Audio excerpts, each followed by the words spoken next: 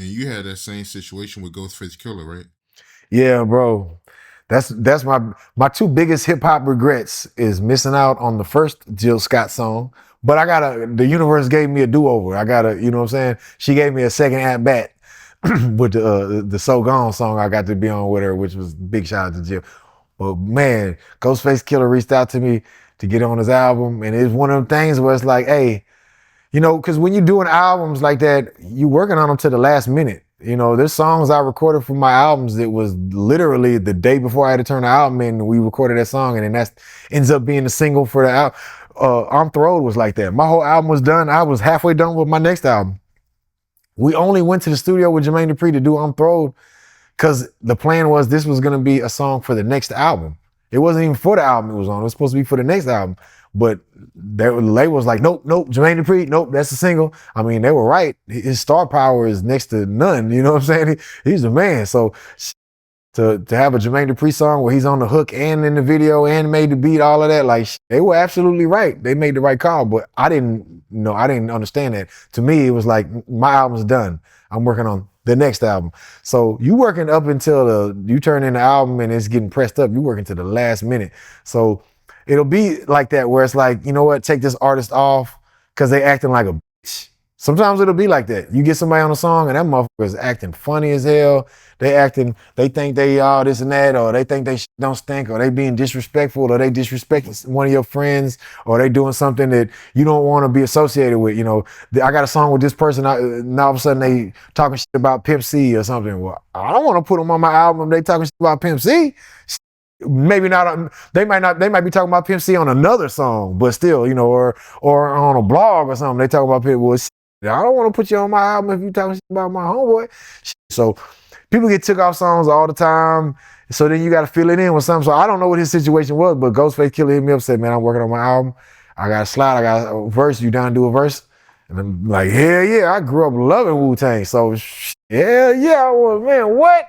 But it was, man, I'm going, I might have been going to, this city A, B, C, D, E for 4 days, and he got to turn his album in tomorrow. So it's like, when he called me, I literally was on a plane. I was on a plane in my seat, in my airplane with my seatbelt on the airplane. Like we hadn't taken off, we were just about to take off. And he calling me or texting me to get on the song. And it's like, damn, man, you don't know how much I wish I could, but I'm on a plane. I can't get off, and I'm on a plane to go to a show. And one thing about me is I don't never backtrack on my commitment, big or small, and no matter who you are. If a bigger opportunity come, I don't say no to my smaller opportunity that I'm committed to. If I commit to something, I'm committed to it, I'm gonna do it. And if something else come along and it's a conflict of time or something, then it just so be it, that's what it is. I can't do the other opportunity. I gotta do what I said I was gonna do first. I gotta be a man of my word. It's just how I was raised.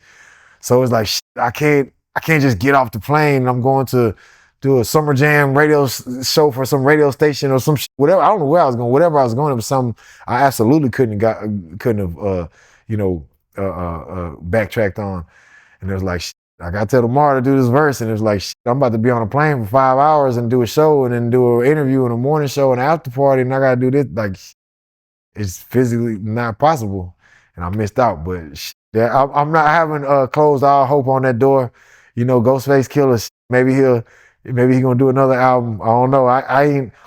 That was at a time when, I was in my prime. So Paul Wall verse back in those days, was something special. I don't know if it's as special as it is now. I ain't on no major label, all that.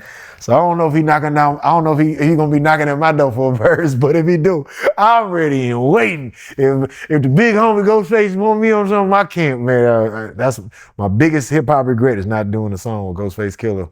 And I don't know what I could have done to change that. If there was a way I could have did it, maybe, I didn't record in other cities. I recorded in my studio. So maybe I was going to, I don't know, say I was going to Detroit. There's studios in Detroit. Maybe I could have found a studio in Detroit and just made it work instead of saying, I can't do it till I get back home. Or I don't know, but I'm just, my man, I appreciate the thought that he even considered me. Even if I'd have sent him a verse and he would have took it off, I would appreciate the thought. I wouldn't even be mad at that. I still appreciate he gave me a chance. It's my fault if I come whack. That's on me. That ain't on him. But man, just for him to consider me and think about me, man, big ups to Ghostface Killah.